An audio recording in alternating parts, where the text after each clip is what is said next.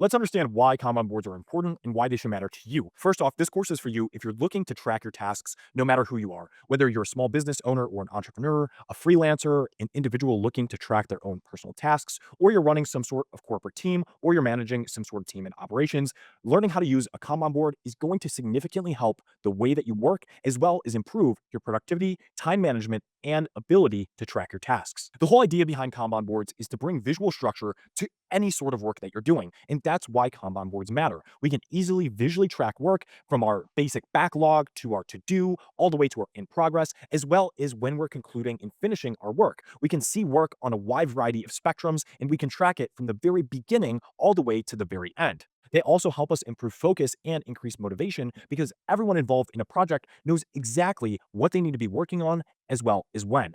In this course specifically, we're going to be working with both physical as well as digital Kanban boards. Everything that we talk about in Kanban as well as Kanban boards in general can be applied to both physical and digital Kanban boards. I'm going to show you exactly how you can make physical Kanban boards from whiteboards, from even pieces of paper, from regular boards, and from using sticky notes as well as magnets. And then we're going to be looking at the digital side of things. So we'll learn how to create our digital or virtual Kanban boards in things like Asana as well as Trello in order to manage things digitally. Let's explore some visual examples of what Kanban boards actually look like. Here we have an example of how a Kanban board is generally structured. We have the Kanban board here, and this up here is our column. So we have a to-do column, in progress columns, as well as a done column. These different columns indicate where work is. So this to-do column here, well, these are our tasks that haven't started. Our in progress, these are our currently in progress tasks. And this done column, well, these are all of our finished tasks. As we start tasks, we move them from our to-do into our in progress. Once they're in progress and they're actually completed, we then move them into the done column. So this example is very, very simple, and every Kanban board can be different. Every Kanban board can have different columns. This is just an example here. Now, additionally, we also have our cards. In Kanban or Kanban boards, we call our tasks cards. So essentially, we're taking our cards or tasks, and as work is being started, or it's progressing, or it's finished, we're moving it between our different columns here. The last thing that I want to show you on this specific example is the work in progress limit, also known as a WIP limit. This work in progress limit caps the amount of tasks that can be worked on any given time within our in progress column in this board. In this case, we have a work in progress limit of a maximum of 4 tasks at one time. We currently have 3 cards or 3 tasks sitting in the in progress column, meaning that someone within this Kanban board is working on 3 of those different tasks, and we can have a maximum of 4. The reason why we have a work in progress limit and why most people use a work in progress limit on their boards is so that we don't get overloaded.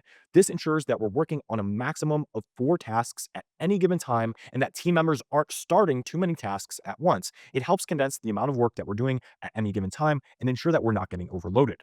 Now here's an example of a physical Kanban board. And this has an exact same structure as the previous one, just with a different column name. Instead of in progress, this example is calling it doing. In this case, we have 3 columns here, and in the to-do column, we have a lot of different tasks, as you can see. This is structured with more of a sticky note style, and from here, as different tasks start, they'll be moved into the doing. One important factor about this Kanban board that I wanted to point out is that this does not have a work in progress limit. For whatever reason, whoever was implementing this Kanban board did not decide to use a work in progress limit. You don't necessarily have to have a work in progress limit on your Kanban board. It's by no means required, but it is useful here because even in this example, you can see there's a lot of different tasks here in the doing or the in progress part of this Kanban board, and team members can become quickly overloaded. As tasks move from the to-do to the doing, once they're done and they're finished, they'll move to the done, very similar as our previous Kanban board example. In this course, we'll also be going over virtual or digital Kanban boards using Trello. And this is an example of a Trello board or a Kanban board through Trello. In this case, we have a to-do or backlog column, an in-progress column, as well as a completed tasks column. Here you can see we have our backlog task number 1, 2, and 3, a task that's currently in progress, as well as our completed tasks here in the completed tasks column. There are a lot of different features that these various task management software offer, but Trello for Kanban boards is by far the easiest and most user-friendly way to get started, and I highly recommend that you use Trello and that you follow along with us in this course in order to create a board through Trello that you can use for whatever Kanban board you want to create for your business projects, operations, or your own personal productivity or own personal tasks. The final example of a Kanban board that I have here is a Kanban board through Asana. This is another example of a virtual or digital Kanban board. You can see here in this Kanban board example, we're using 4 different columns. We're using a column for our to-do tasks, our in-progress tasks, as well as tasks that we want to review after they're in progress or once they're complete, as well as the completed and verified tasks.